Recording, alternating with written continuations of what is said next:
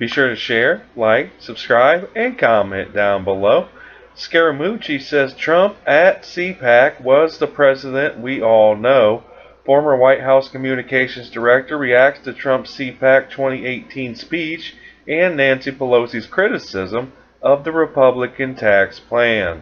His second time to speak as sitting president, President Donald Trump, just bringing the House down there and weighing in with us now. A man that knows him well. Scaramucci. It was a great speech. I mean, an hour and 15 minutes. It was somebody I'm very close to in the White House told me to listen to it twice. He's driving back to New York. So, I mean, listen, great speech. I love the anecdote he gave of how, like, the business as usual political talking people in the Congress and whatever said, hey, you should just name it tax reform. He's like, why am I going to call it tax reform? It's tax cuts and jobs. And he's just sort of so plain spoken, and it's so refreshing and new. Well, I mean, all of that and so much more, right? I mean, and you guys have been playing it all morning, which I'm laughing about, is his bald spot in the back that he's trying to cover up. So awesome. And that's the president that we all know. I mean, that's the president from New York. That's the president that was there for the firefighters on 9/11. That's the president that's written the charity checks to the Marine families where there's been a fallen hero. That's the president that people down deep in their gut they really, really like. Okay, Wait, that's are you the president. revealing something about the hair up there that there's something? No, look, I have to confess, you know, I have studied that hair. Okay, No, your own hair. I'm looking at it and I'm saying to myself, how is he doing that? Okay? He explained it well, though. And one of the only things I got to do in the White House was hire a hair and makeup specialist. Okay, and so she's still there. She had a short-term job, I guess. Oh no, she's still there. No, she's taking pictures of herself in the Rose Garden. I'm up here trapped in this New York weather. It's fine. Well, you're here, and guess who's still in Washington? Nancy Pelosi. Listen to what she says. Amen. This is Armageddon. In terms of the bonus that corporate America received versus the crumbs that they are giving. You're doing a grave disservice to our country. Some patriotic. A tax scam that gives 83% of the benefits to the top 1% in our country. How could that be? Anthony, she said it's going to be Armageddon. Could it be Armageddon for Democrats in the midterms on this? You know, it's unfortunate that so many of these people in Washington don't understand the economic system, don't understand the incentives of the system. And I'm so grateful that the president won, because if you look at what Steve Mnuchin, Gary Cohn, him, the whole team, Paul Ryan, et cetera, did, is they made the country way more competitive. Yeah. So by cutting the rate from 35 to 21, she's describing it as crumbs, and those are like Democratic sound bites that people don't really understand. But Rachel got it right.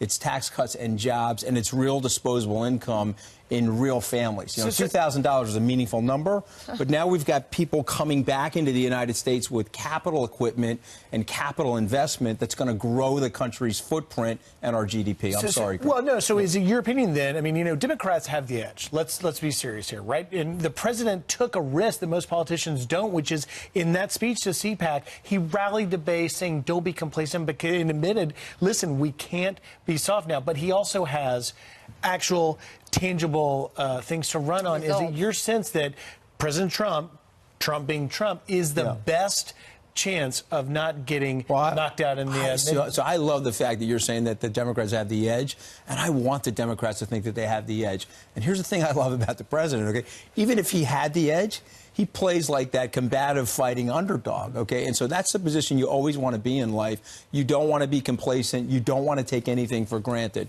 But I really do believe that we're going to keep the House and Senate for so many different reasons.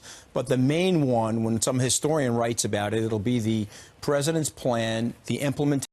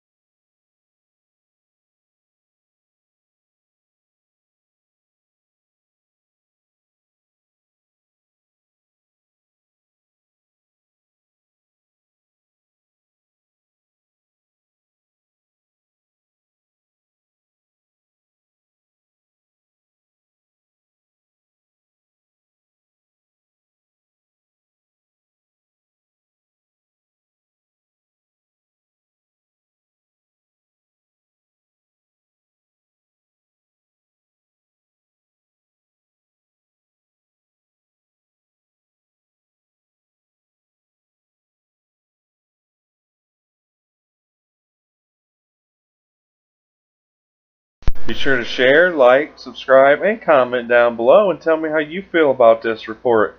But other than that, I hope you guys have a great day. Let's make America great again. Peace.